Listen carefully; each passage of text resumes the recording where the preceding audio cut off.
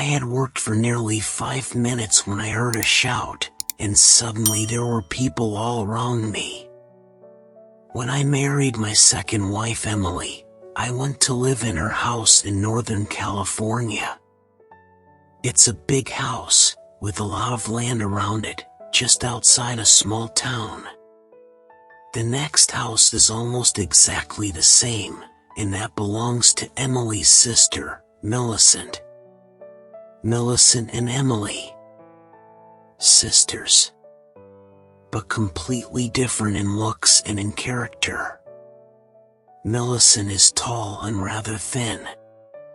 She is very strong-minded and likes to control everyone around her, including Emily.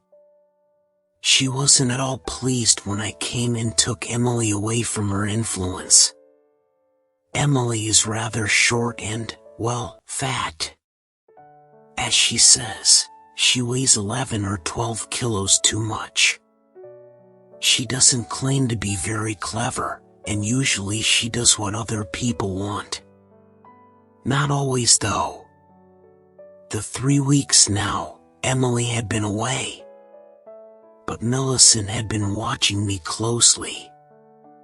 She was with me now, drinking coffee in our sitting room. The telephone rang, and I answered it.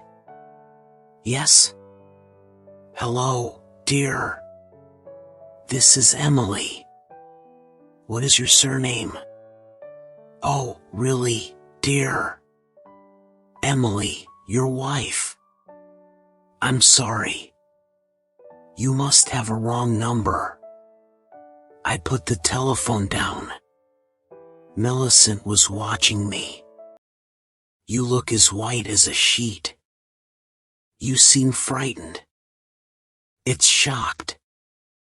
Who telephoned? It was a wrong number. Millicent drank some coffee. Oh, Albert.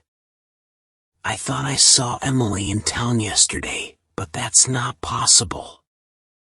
Of course it's not. Emily is in San Francisco.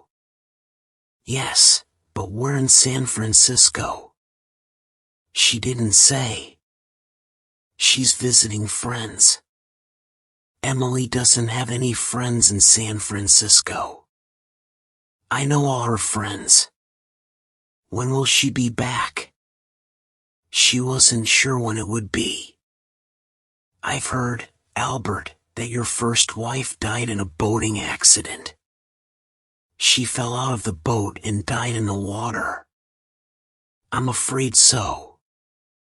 She couldn't swim. And you were the only witness to the accident. I believe so. No one else ever came forward.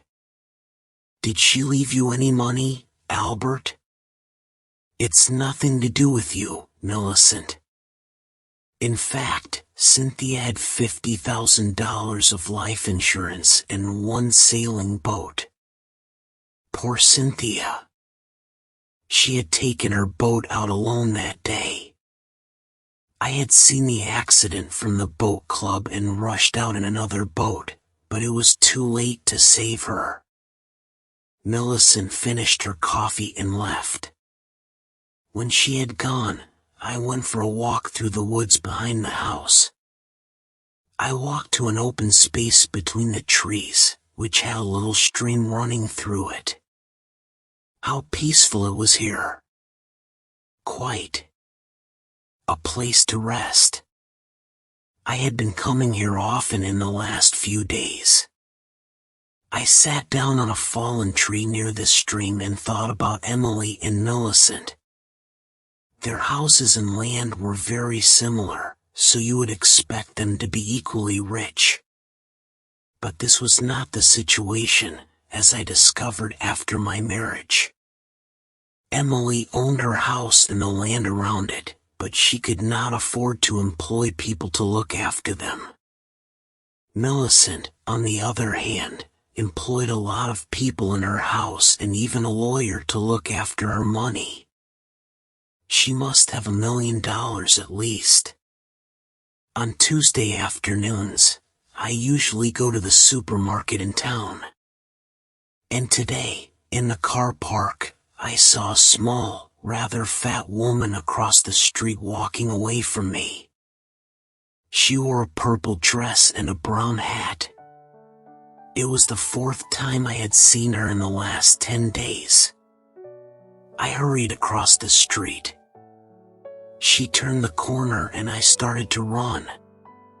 When I reached the corner, she was nowhere in sight. I was standing there when a car stopped beside me. It was Millicent. "What are you doing, Albert? I saw you running. I've never seen you run before." "Oh, I was just taking a little exercise." I was still breathing hard as I walked back to the supermarket.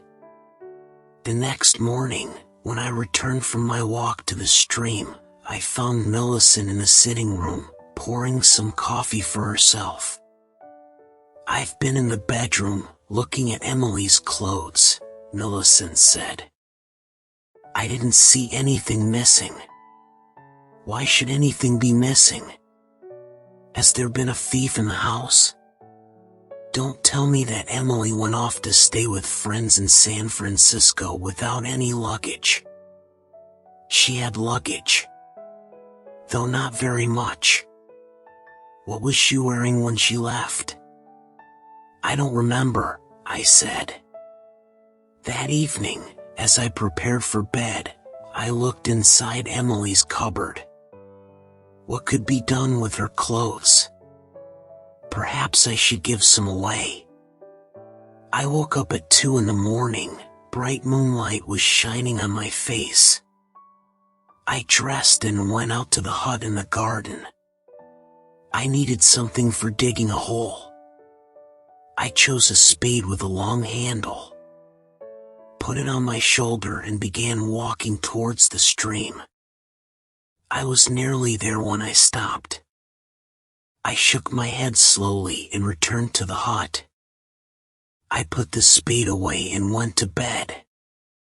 The next morning, Millicent came to see me while I was having breakfast. She brought in the Morning Post, which had just come. It included one small blue envelope addressed to me.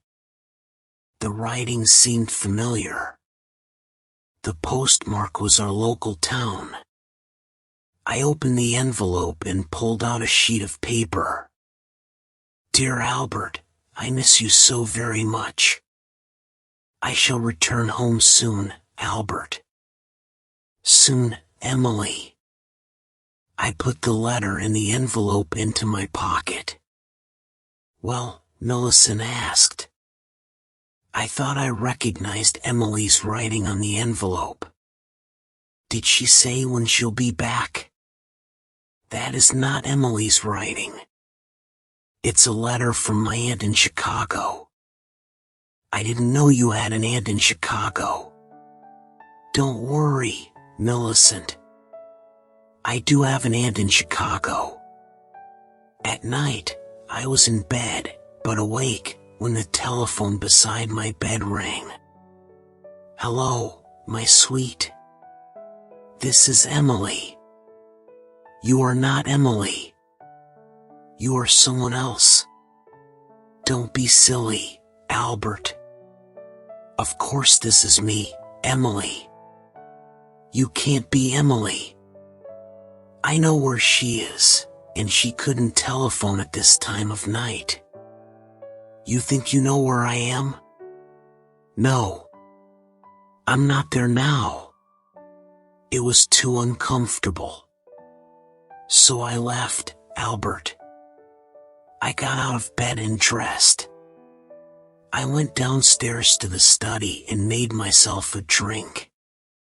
I drank it slowly. It was nearly 1 o'clock in the morning when I went to the garden hut again and took out the spade. This time I went all the way to the space between the trees. I stopped beside the highest tree of all. I began taking big steps, counting at the same time. 1, 2, 3, 4. I stopped at 16. Then I began digging. I had been digging for nearly 5 minutes when I heard a shout. And suddenly there were people all around me shining lights in my face. I recognized some of the people who worked for Millicent, including her lawyer. Now Millicent herself stepped forward. "So, you wanted to be sure she was really dead, Albert. And the only way to do that was to return to the place where you buried her." "I am looking for old Indian knives," I said. "There is a belief that if you find one in the light of the moon, it will bring you good luck." Millicent took no notice of this. She pointed to some people I didn't know. "These are private detectives," she said. "They have been watching you 24 hours a day ever since I guessed what really happened to Emily." She pointed at a small, rather fat woman. "That's Mrs. McMillan. She was the woman in the purple dress and she copied Emily's writing. And this is Miss Peters. She is good at copying voices, and she was the voice of Emily you heard on the telephone." There were also 2 detectives who had brought their own spades. Now they began digging in the hole which I had started. "We knew you were getting worried, Albert," said Millicent. "You almost dug her up last night, didn't you? But then you changed your mind. That was lucky. Because last night I didn't have so many people to watch you. And tonight we were ready and waiting." Their detectives dug for about 15 minutes and then paused for rest. "This ground is very hard," said one. They went on digging until the hole was 2 meters deep.